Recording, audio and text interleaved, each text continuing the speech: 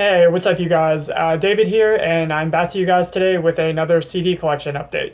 And part of this is going to be a CD collection update, and the other half of it is going to be a thank you to a musician who sent me a package back in Christmas, actually. So yeah, this thank you to this person has been long overdue. Something I've wanted to do ever since they sent me the package, but I haven't done it until now, but I am doing it now. So yeah, let's go ahead and get into the CDs, and we'll the other half of the CDs will be the stuff that I got from that package that was sent to me during Christmas time. So yeah, first up, we're gonna go with Tomb Mold with Primordial Malignity. This is their debut full length, released on Blood Harvest. This is released in this is a 2017 release.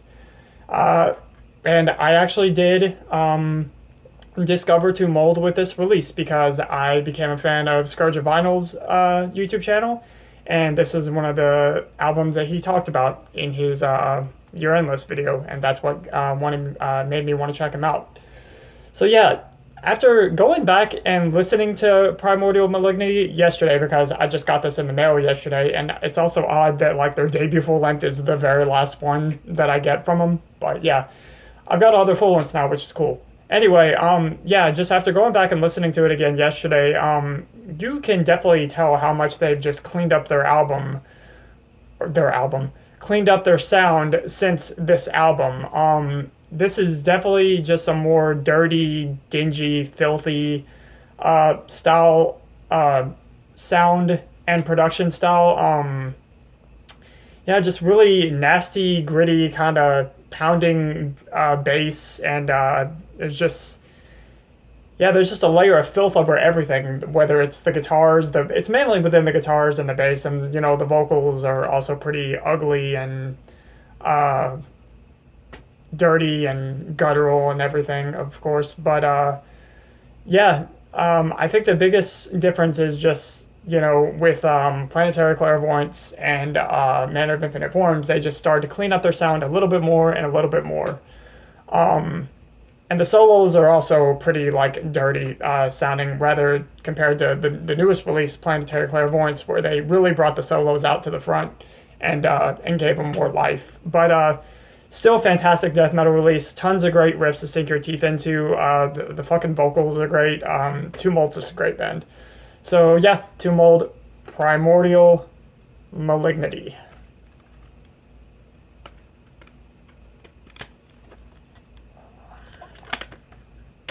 And next up, we go to Fallujah with The Flesh Prevails. It was released in 2014 on Unique Leader Records. For some reason, I thought it was Nuclear Blast, probably because they're on Nuclear Blast now.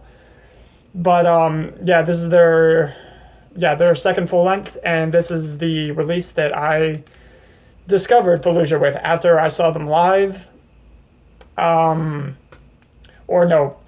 time I saw them live with the Contortionists, wasn't too crazy about it. Second time I went and saw them live, for some reason it really clicked with me. Then I went and checked out this album. I was like, holy shit, this band's fucking great. So yeah, Fallujah, a prog, technical, atmospheric death metal band from somewhere in the US. I just got done talking about Undying Light on my last collection update. So not too much to say here, but this is definitely one of their best albums. It's got tons of just, once again, beautiful atmosphere, just great soaring melodic guitar work, tons of awesome super heavy riffs as well. Alex's vocals are great. The bass work is also excellent. Just fantastic prog tech death metal done with the atmospheric sound put onto it. Just great stuff. Fallujah, The Flesh Prevails. I'm really gonna miss this sound that they had, but yeah, I've already talked about that. And next up, we're gonna go to Rip to Shreds, and I don't know, because he uses I forget if this is Japanese or Chinese lettering, but can't say the album title because of that. But Rip to Shreds is a project, a one-man project, I believe, from somewhere in the US, and this is just straight up entombed, dismember Swedish death metal worship, but it's done very, very well. Very similar to the Outer Heaven album from last year, where I just talked about those kind of riffs that really just pull you in. They have so many hooks, and they're just so infectious, it'll just instantly get your head to banging and bobbing along. That is what this guy does with the riffs on this. These riffs are super fucking catchy. They are crushing and heavy. Once again, that classic Swedish guitar sound is in there. Quite a bit of crust thrown in here as well. Just really cool vocals. Some kind of grind sort of moments here and there. It speeds up quite a bit, and yeah, it gets kind of grind-like. There's also some doomy kind of parts in here. Just quite a bit of variety for a Swedish death metal album.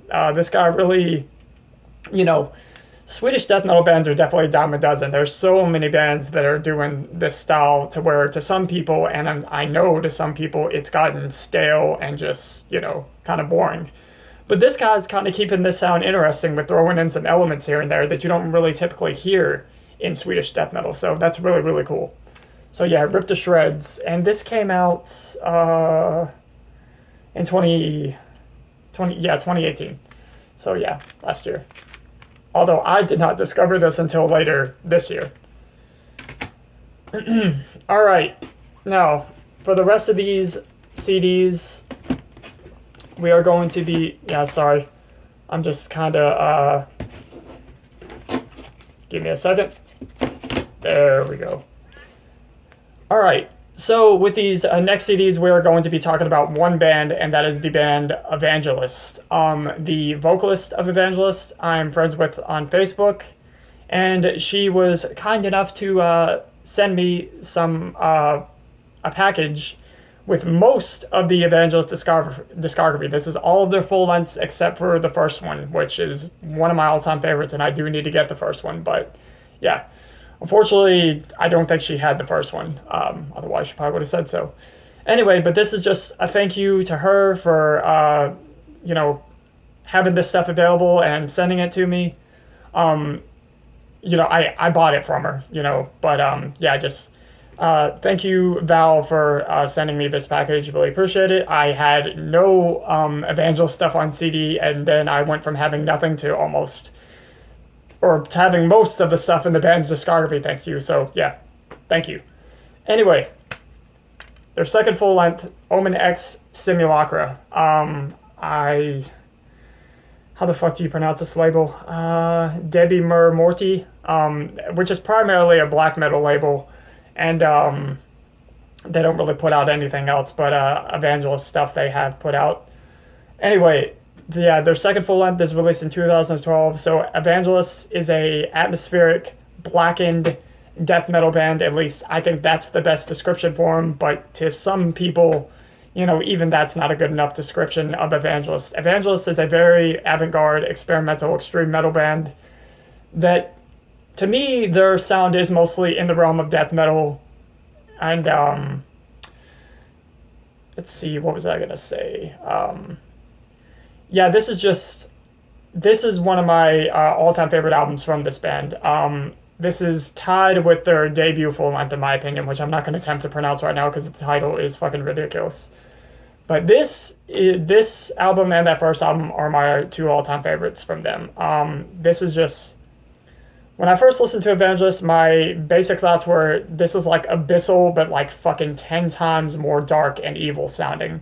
It's hellish, it's nightmarish. There's just so many things being thrown at you.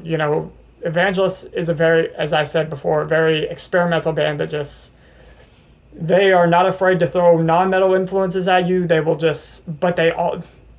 Anytime they do something that doesn't really sound like metal and they throw it into their music, they just do it in such a dark, evil, creepy way.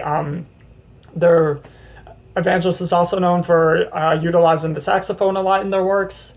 But once again, it's not how other bands would use the saxophone in metal. It's done in just such a haunting and creepy way. But yeah, this is a fucking fantastic atmospheric death metal release it's a sound that I just cannot get enough of. Ever since I first discovered Abyssal, it's what made me fall in love with this sound. And then I, got into Portal and then these guys. So yeah, this is definitely responsible for getting me into atmospheric style of metal. So yeah, Abyss, Evangelist with Omen X Simulacra. Fucking fantastic release. And next up, we go to their next full length, which is Rise in the Murk. This was released in 2014, and this was also released on that same label, Debbie Morty. I'm reading it off the back here. And I want to say that maybe 20 Bucks Spin put this out as well, or that may have just been the one after this. I can't remember. But Rise in the Murk, they do something a little bit different on here. They go even more experimental than they did on Omen X. It's not nearly as like death metal fueled as Omen X was. There's like some pretty like jazzy kind of parts on here, but still done in that really dark, sinister, haunting kind of way that only Evangelist could pull off in their music. Still has the Evangelist sound. You got Val's deep growling, just once again, just absolutely fucking sinister sounding vocals. Matron's guitar work. I don't know if I forgot to mention this is a 2-person project, but just another solid full length from Evangelist. A little bit, like I said, a little bit different, bit more experimental, not nearly as death metal fueled as the past the two releases that come before this, but yeah, Rise in the Murk is still fantastic. There's no such thing as a bad album from this band, in my opinion. And next up we go to Enthrall to the Void of Bliss. This was released in 2015. There it is, 20 Bucks Spin. So this is the one they released through 20 Bucks Spin. And Enthrall to the Void of Bliss, I remember Val doing her little interview on Wyatt's channel where she said she felt like this was the band's overall best work, their best production and everything. You already know I disagree with that. The first two are definitely my favorites, even though they are a little more murky in the production. I think they're just more appealing to, or it's more in my style because it's more death metal fueled. And, the atmospheric death metal is still in here. The black metal elements are still in here. But just once again, they do some really, really crazy and experimental things. There's so many things being thrown at you in this album. And this one, might be like their most, almost where it's kind of like proggy, I would say, with just a lot of the moments on here. But it's still hellish, nightmarish, fucking evil sounding shit. So yeah, Evangelist, Enthrall to the Void of Bliss. Yeah, sorry. It's really hard to describe this band's, overall stuff that they do. But as I've said before, if you don't think what I'm saying is enough, the best way for you to find out is to go check out the music, which is what I encourage you to do regardless. Anyway, we go to Evangelist again with their EP Dream and Evil Dream. I believe this was released in 2015. Once again, Debbie Morty Productions put this out. So this EP is just one single track, and it is 38 minutes. And you probably already know what I'm going to get at with that description. It's one of those tracks that you kind of just have to really just prepare yourself for, get immersed into, and just get lost in the music. And this is just, there is a very weird and raw production style going on here. But I believe this is the first time that they used real drums on their recordings. Either Val or one of the fans is probably going to be telling me I'm an idiot, but I could have swore that, the drums on this one are real in terms of or as opposed to the previous albums that had programmed drums. But yeah, this is just this one track. Believe it or not, it works. It really does. There's not a single part where it drags on or gets boring. It actually really does keep you interested throughout and just keeps your attention.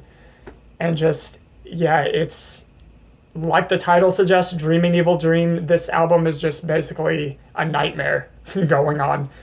Best way to describe it. Yeah, this album is a fucking nightmare. So yeah. Does this... yeah, it opens. But yeah, there's not much to show. There's not like a booklet or anything. Really like that album cover too. Very, very creepy.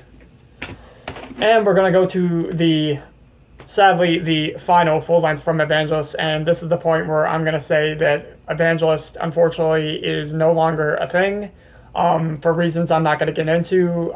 Val has decided to leave the band. I've heard that Matron Thorn might keep it going without her, but to me, it's never going to be the same without Val. To me, Val was such a crucial part in what this band, everything that they did on the music and what I enjoyed so much about Ævangelist overall. But anyway, we go to the final full length, Matricide and the Temple of Omega. There's released on iVoidhanger. Excuse me. This came out last year. This is probably my least favorite within the Ævangelist discography. And while I do think there are some absolutely great moments on here, you know, they really do, it still does have that atmospheric, nightmarish sound to it, but it's, on this one, the tracks, they just don't keep or at least me, they don't keep my attention quite as much. It's not as memorable, but yes, there are some fantastic, great moments. And there are some tracks that I enjoy in full, and there's just, I don't think there's any track that I just dislike overall, but a majority of these tracks just have moments that it takes me out of it. I end up not really caring for it as much. So yeah, the production is just really odd on this, and it's just, at times it sounds disjointed, and other times it sounds cohesive and well put together. And it's just, this is a strange album. It's a real head scratcher. Probably the most head scratcher of any Ævangelist album. But yeah, I don't really know what else to say. It's a weird one. And if it is their last, you know, that's very sad to hear. And I'm definitely going to miss the music from this project. Because as I've stated before, this Ævangelist was one of the bands that got me into the sound of atmospheric extreme metal, and I thought they were one of the best that were doing this style. And yeah, I don't think I really have much else to add, but Val, I still very much thank you for your contributions to this, and thank you for all the work that you put into this. I do still appreciate what you brought musically here. So yeah, I guess I'm done talking about it. Definitely still check it out. And if you're an Ævangelist fan, you probably already have. So, yeah. All right. Ævangelist, Matricide, and the Temple of Omega. All right, guys, and that'll do it for this collection update. Yeah, I know I kind of fumbled up my words quite a bit and stuttered a lot in this video, but I was very much struggling to describe these albums. But yeah, check it out for yourself and go listen to the music if you don't think what I said is enough. But once again, Val, thank you so much for sending me the CDs and making them available. Very much appreciate it. I'm sorry this thank you video took so long, but yes, I finally did it, and thank you. So, and thank you guys for watching. Continue to comment, subscribe, like, all that cool shit. Very much appreciated as always, and I will see you guys in the next video. Take it easy.